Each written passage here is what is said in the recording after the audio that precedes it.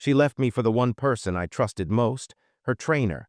But what she never knew was that I owned the entire gym where it all happened. Sometimes the biggest secrets hide in plain sight. My name is Jake Mercer, and I run a gym in the heart of the city. It's not just any gym, it's a place I built from scratch, a quiet success that most people don't know I even own. I like it that way. Behind the scenes, I manage everything while the trainers and staff handle the day-to-day. It gives me space to focus on the things I care about most. At the center of my world is my wife, Emily. We met in college, fell in love, and built this life together. She was my biggest supporter, always encouraging me when I struggled to keep the gym afloat during the early days. We were that perfect couple people talked about. I never doubted we had something real, something strong. Our mornings were routine but comforting. Emily would make coffee while I prepared for the day. I'd watch her laugh with the sunlight pouring through the kitchen window, feeling like I was the luckiest man alive. She would slip on her workout clothes and head to the gym, often saying she wanted to get healthier, stronger. I admired that about her, her drive to improve herself. The gym became our second home. I didn't just see it as a business, but as the place where our dreams came alive. Every time I walked through the front door, I felt proud. Machines gleamed, clients pushed their limits, and trainers cheered them on. I was a silent partner in it all, quietly watching everything come together.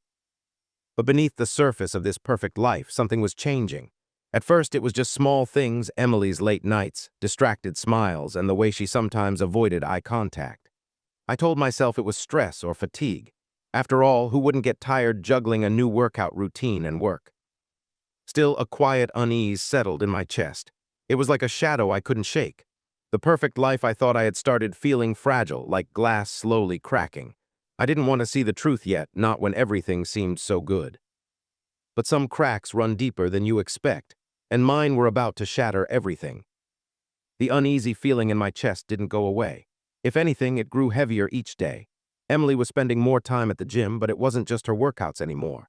She started showing up early and staying late, sometimes disappearing during her breaks without explanation. I asked a few of the trainers casually if they'd seen her around, and they shrugged like it was nothing unusual. But I could tell something was off. Her phone was always just a little too close, and whenever I tried to ask what was going on, she'd smile, say everything was fine, and change the subject.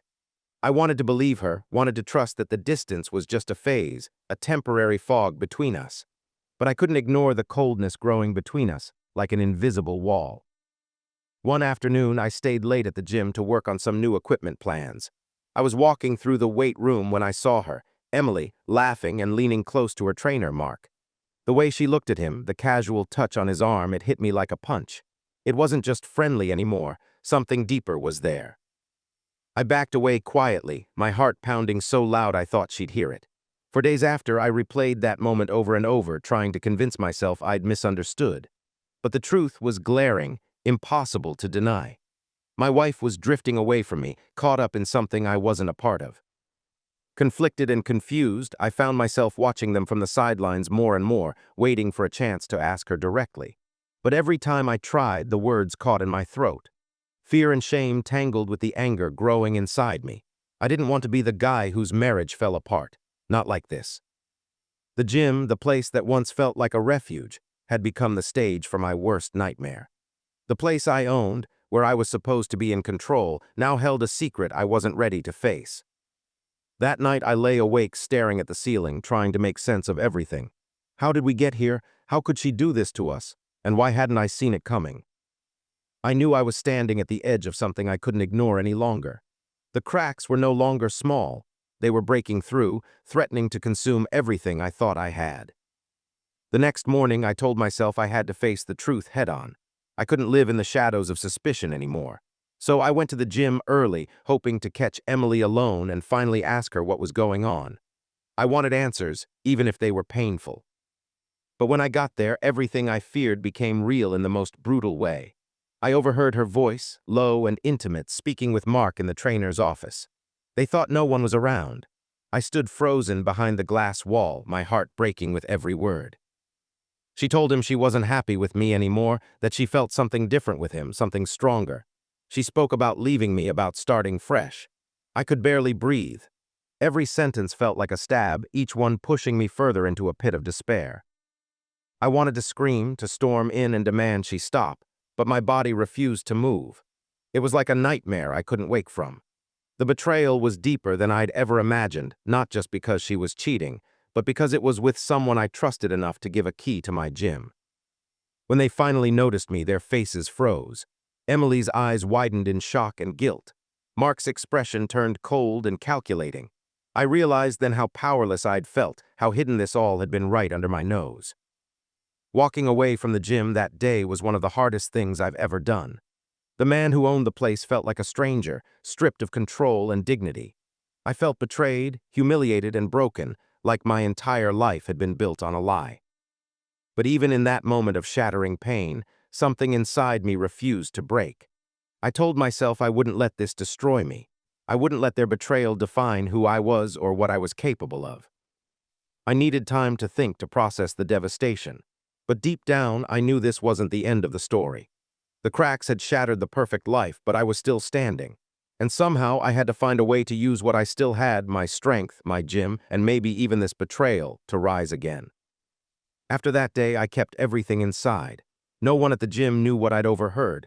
I couldn't let them see me broken. To everyone else, I was still Jake Mercer, calm, steady, in control. But inside, the storm was raging. I watched Emily and Mark from a distance, pretending it didn't hurt. I went through the motions, managing the gym, answering emails, fixing equipment. But every step felt heavy. The woman I loved was choosing someone else, someone I had trusted enough to bring into my world. I wrestled with so many emotions: anger, sadness, confusion. At times, I wanted to lash out, to confront them both and demand answers. But I also knew that would only make things worse, tear down whatever dignity I had left. Instead, I found a strange kind of strength in silence. I reminded myself who I was beneath the hurt. I owned this gym. I built it from nothing. And while they thought I was powerless, I was quietly watching, planning my next move. I spent nights alone in the empty gym, the machines humming softly, the air thick with memories. Those quiet moments reminded me of what mattered, not just the betrayal, but my own future. I had to protect what I had built, and more importantly, protect myself from falling apart. It wasn't easy. I doubted myself often. Was I being naive, hoping this would pass? Could I really face what was coming? But every morning I woke up determined to hold on, not for Emily, not for Mark, but for me. The gym became my sanctuary again. It wasn't just a place of business. It was where I found my center.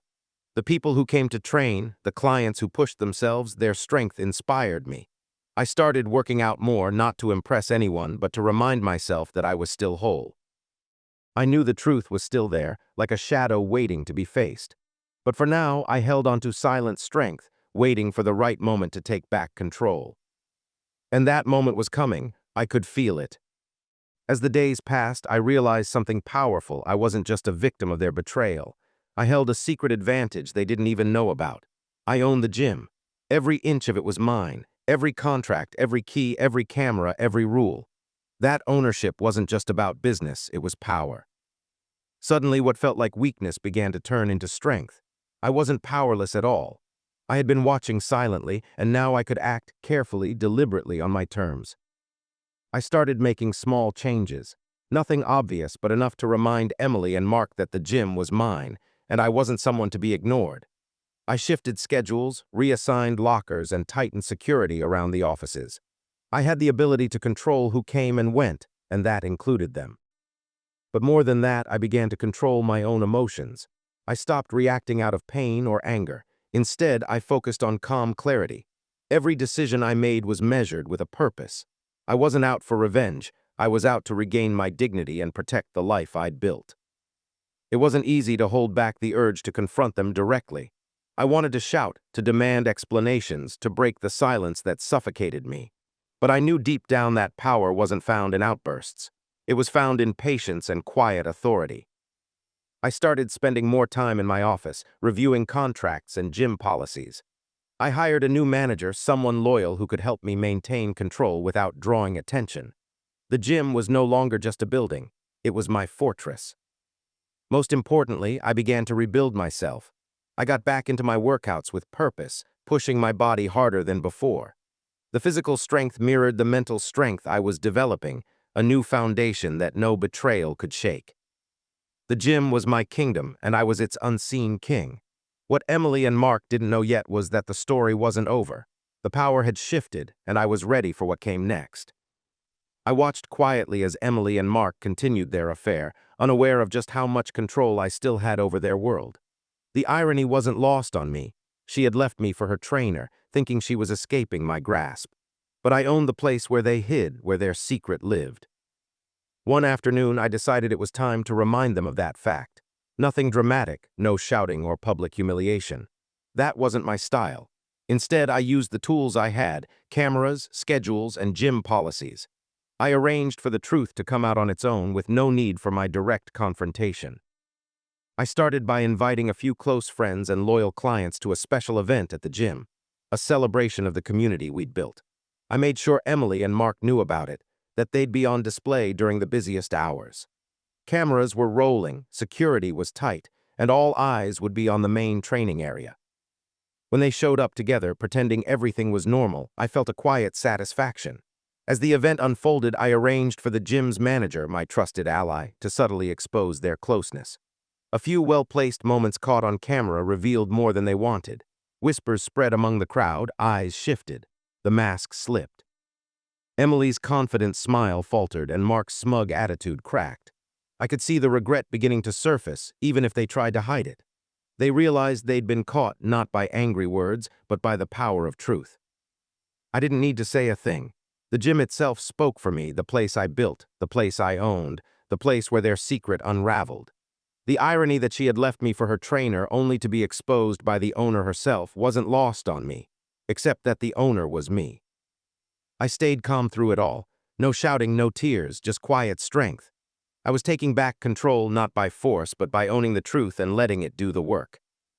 That night, the silence in my home felt different. The tension was still there, but so was a strange sense of peace.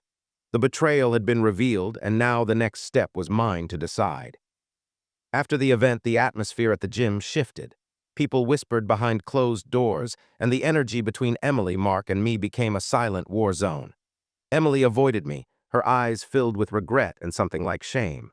Mark, once so confident, now seemed unsure, his usual bravado stripped away. The truth was out in the open, and there was no going back. But even as I felt some satisfaction from exposing their betrayal, a complicated mix of emotions weighed heavily on me. It wasn't just anger anymore, there was sadness, too. Sadness for what we had lost, for the future that vanished with her decision. I caught myself replaying moments from our life together, the laughter, the quiet nights, the dreams we shared. It was hard to let go, even when I knew I had to. Part of me wondered if she ever thought about what we had, or if she truly believed she was happier now. At the same time, I felt a strange relief. The secrecy was gone, the lies peeled away. I didn't have to pretend or wonder anymore. I could finally start to breathe again. I focused on the gym and my work, pouring my energy into rebuilding not just the business, but myself. I leaned on friends and the few people I trusted, letting their support remind me I wasn't alone. Every day was a battle between bitterness and forgiveness, between holding on and letting go. But slowly, the weight on my chest began to lift. I started to see this heartbreak not as the end, but as a turning point. The past still hurt, but it no longer controlled me. I was learning to accept the fallout, the broken pieces of my life, and find a way to build something new from them. In the weeks after the fallout, I felt like I was walking through a fog. Every step was uncertain, but I knew I had to keep moving forward. The gym was still my sanctuary, but now it felt different, quieter, emptier without Emily's presence. I had to learn how to fill that space on my own. I started small. Mornings with just me and the sunrise, workouts that tested my limits, and long walks through the city streets where I could think without distraction. Slowly, I began to rebuild my identity, not as a betrayed husband, but as a man with his own strength and purpose. I also began opening up, sharing pieces of my pain with friends I trusted. At first, it was hard admitting I'd been hurt, that someone I loved had chosen another. But their support was a lifeline, reminding me that vulnerability wasn't weakness. One day, I found myself standing in front of the gym's mirror, really looking at who I'd become. I saw the tired lines on my face, the quiet fire in my eyes, and a man ready to reclaim his life. It wasn't about revenge or bitterness anymore. It was about healing. I also made a decision about the gym. It couldn't just be a place tied to the past. I wanted it to be a space where others could find strength and hope, just like I was starting to find for myself. I began planning new programs, reaching out to the community, and putting my heart into something bigger than myself. The pieces of my life weren't perfect yet, but they were mine, and that made all the difference. As the weeks turned into months, I began to feel something I hadn't in a long time: hope. The pain of betrayal was still there, but it no longer defined me. Instead, I was using it as fuel to push myself forward. The gym transformed, becoming more than just a place to lift weights or run on treadmills. It became a community hub, a place where people supported each other through struggles and triumphs. I started hosting workshops about mental health and resilience, sharing my own story in a way that felt honest but not heavy. To my surprise, people responded. They weren't just clients anymore, they were friends. In the process, I found new purpose. The heartbreak that once felt like a prison had opened a door to a different life, one where I could grow stronger emotionally and physically. I began exploring new relationships too, cautiously at first, but with an open heart. I wasn't rushing to replace what I'd lost. I was building something new, something real. Through it all, I kept my focus on the future. I learned to forgive not for Emily or Mark, but for myself, to let go of bitterness and embrace the lessons hidden in the pain. Looking back, I realized that the darkest moments had forced me to dig deep, to find strength I didn't know I had. And that strength carried me into this new chapter. My life wasn't perfect anymore, but it was mine, shaped by my choices, my resilience, and my hope. Standing in the gym one evening, watching people train and laugh, I felt a quiet peace settle over me. This place, once a battlefield of heartbreak and betrayal, had become a symbol of my strength and growth. I was no longer the man broken by loss. I was the man rebuilt by it. Emily and Mark were gone from my life. There was no bitterness left, only acceptance. I understood that their choices were theirs alone, and my journey was about moving forward, not looking back. Owning the gym had given me more than a business. It gave me control when I felt powerless, purpose when I felt lost, and a community when I felt alone. It reminded me that even in the darkest times, there is light waiting to be found. I thought about the pain I'd endured, the shock of betrayal, the loneliness, the fight to reclaim myself. Those moments had shaped me, yes, but they didn't define me. What defined me was how I rose after the fall. Looking ahead, I was ready for whatever came next. Maybe love again, maybe new challenges. Whatever it was, I knew I could face it with the strength I'd earned. Because sometimes, losing everything is the only way to find out who you really are. And as the gym's lights dimmed for the night, I smiled to myself, knowing that my story was far from over. It was only just beginning.